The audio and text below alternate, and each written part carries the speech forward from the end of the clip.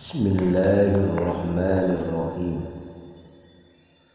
Bagaimana bentuk roh setelah ia berpisah dengan jasad? Apakah ia memiliki bentuk seperti bentuk badan sebelumnya, atau bagaimana bentuk? Sebenarnya pertanyaan-pertanyaan seperti ini dan yang semisal dengannya tidak memerlukan jawaban lagi. Terlebih dengan orang yang mengatakan bahwa roh itu adalah sifat yang melekat pada badan atau al-ilyan, bukan zat yang memiliki wujud sendiri atau jauhar. Ia tidak bisa terpisah dengan badannya setelah kematian menghampiri. Karenanya setelah roh mengalami kematian, ia musnah dan sama sekali tidak berbentuk. Bagaimana musnahnya badan dan hilangnya semua sifat kehidupan yang dimiliki badan? Semua masalah ini tidak mungkin dijawab kecuali berdasarkan pokok akidah ahli sunnah wal jamaah yang berdasarkan dalil-dalil Al-Quran, As-Sunnah, Atsar, pertimbangan-pertimbangan dan akal. Pendapat yang benar dalam masalah ini adalah bahwa roh merupakan zat yang berdiri sendiri atau jauhar.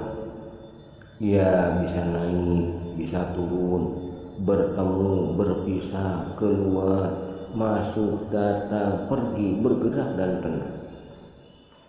Lebih dari 100 dalil yang menjadi dasar pendapat ini, dan itu sudah kami sebutkan dalam buku kami yang besar tentang pengetahuan seputar roh dan jin, serta kami jelaskan pendapat yang menyelisih pendapat ini dari berbagai sisi kesalahan.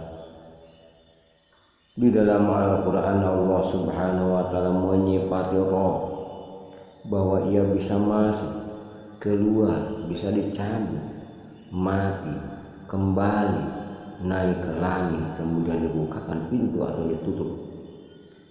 Allah Subhanahu wa Ta'ala berfirman, "Walau tara idz zalimuna fi ghamratil maut wal malaikatu basyitu aydihim akhriju anfusakum."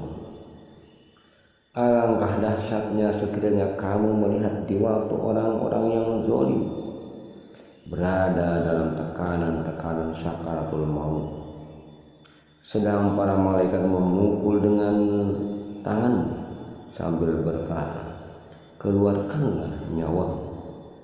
Al-Quran surat Al-An'am surat ke-6 ayat 93.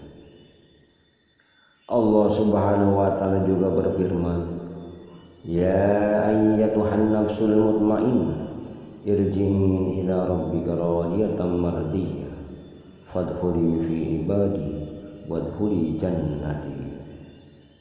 Hai jiwa yang tenang, kembalilah kepada Rabb-Mu dengan hati yang puas lagi diridhoinya, maka masuklah ke dalam kelompok-kelompok hamba-hamba dan masuklah ke dalam surga.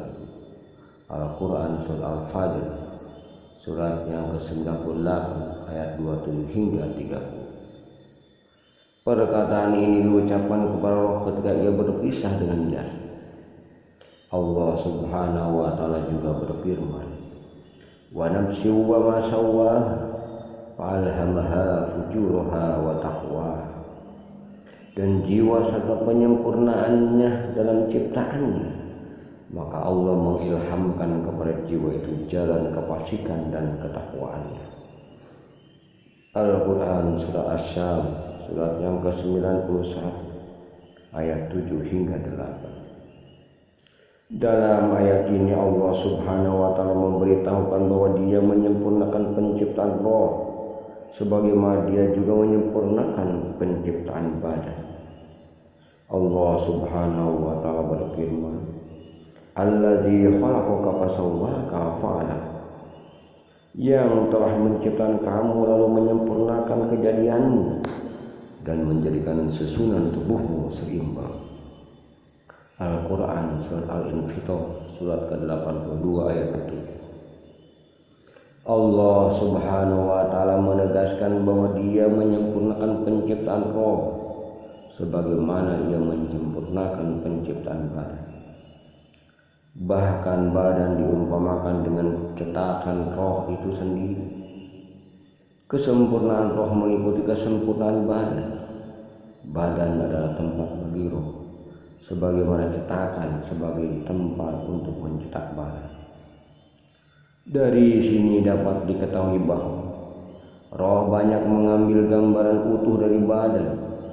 Roh banyak mendapat pengaruh dari badan, sebagaimana badan banyak mendapat pengaruh dari roh. Baik atau buruknya badan tergantung baik atau buruknya roh. Sebagaimana baik dan buruknya roh juga tergantung pada baik dan buruknya badan. Sesuatu yang paling kuat ikatannya, paling serasi tindak tanduknya, dan paling banyak memberikan pengaruh satu sama lain adalah roh dan badan. Oleh karena itu, ketika roh berpisah dengan badan, dikatakan padanya, wahai roh yang baik, keluarlah dari badan yang baik.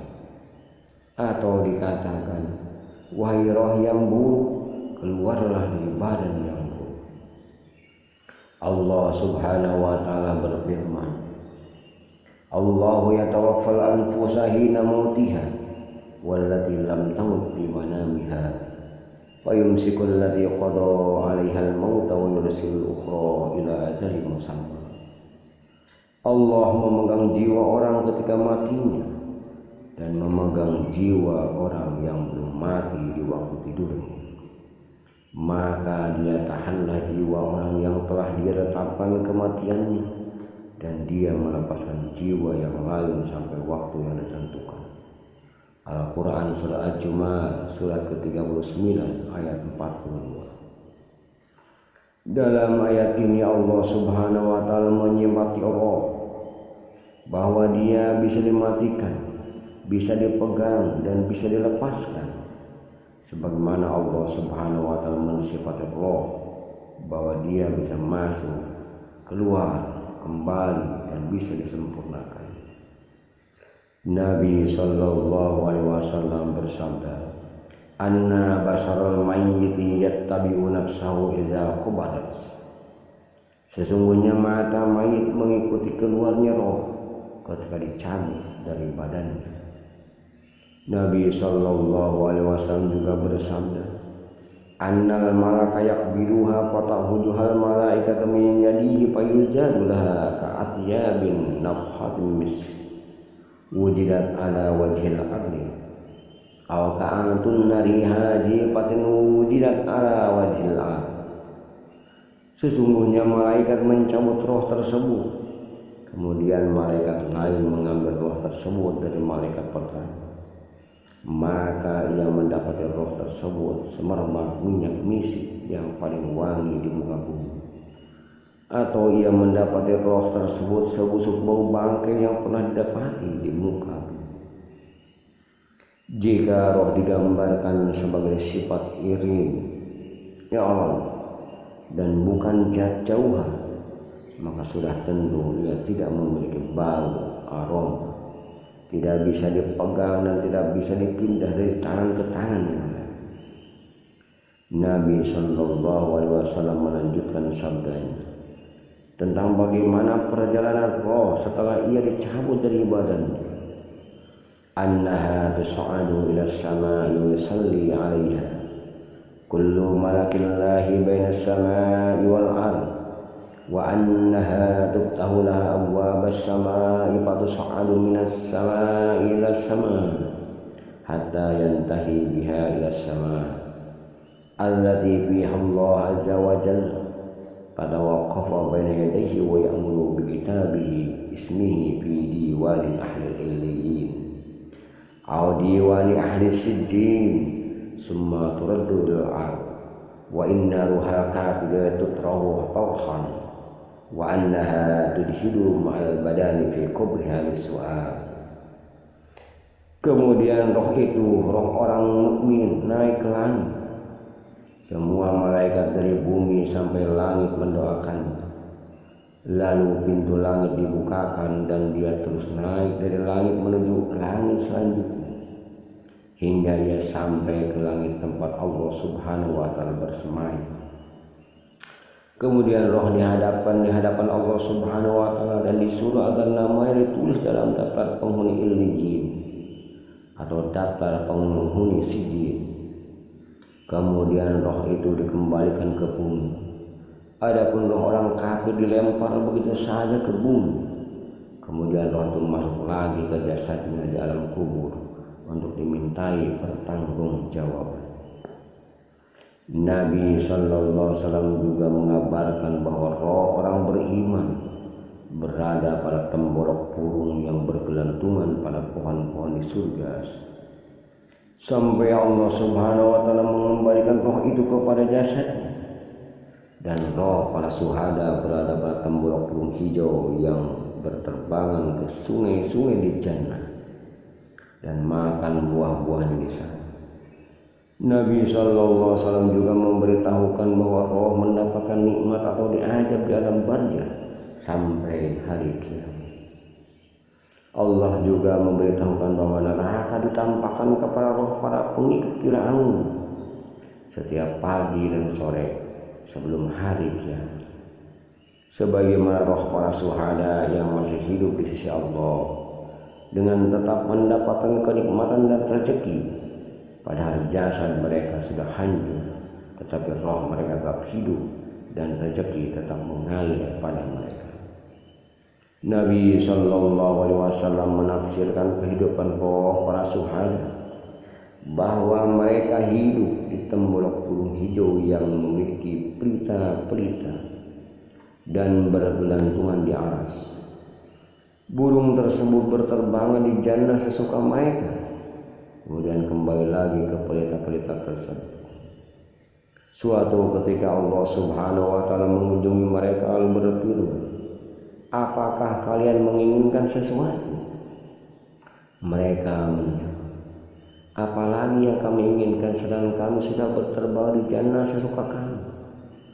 Allah Subhanahu wa taala mengulangi pertanyaan tersebut 3 kali.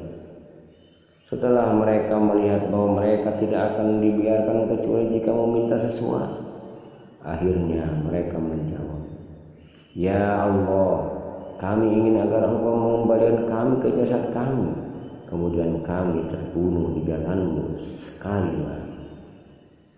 Dalam hadis yang lain disebutkan bahwa roh para syuhada berada pada burung-burung hijau yang memakan buah-buahan di surga. Ibnu Abbas radhiyallahu anhu berkata, Rasulullah sallallahu alaihi wasallam bersabda, "Ketika saudara-saudara kalian terbunuh pada perang Uhud, Allah Subhanahu wa taala menempatkan roh mereka berada pada tembolok burung-burung hijau yang berterbangan ke sungai-sungai di jannah dan memakan buah-buahan di sana. Kemudian kembali lagi ke pelita-pelita dari emas di bawah aras. Setelah mereka mendapatkan kelezatan makanan dan minuman serta kenyamanan tempat tinggal di jannah, mereka berkata, aduhai, andai kata saudara-saudara kita mengetahui apa yang Allah berikan, karuniakan kepada kita, agar mereka tidak membenci jihad dan tidak lari dari medan tempur." Lalu Allah Subhanahu wa taala berfirman, "Aku yang akan menyampaikan harapan kalian." Maka Allah Subhanahu wa taala menurunkan firman-Nya kepada Nabi Muhammad sallallahu alaihi wasallam, "Wala tahsabanna alladzina qutilu fi sabilillahi amwata bal ahya'un 'inda rabbihim yurzaqun." Janganlah kamu mengira bahwa orang-orang yang gugur di jalan Allah itu mati, bahkan mereka hidup di sisi Rabb-Nya dengan mendapat rezeki.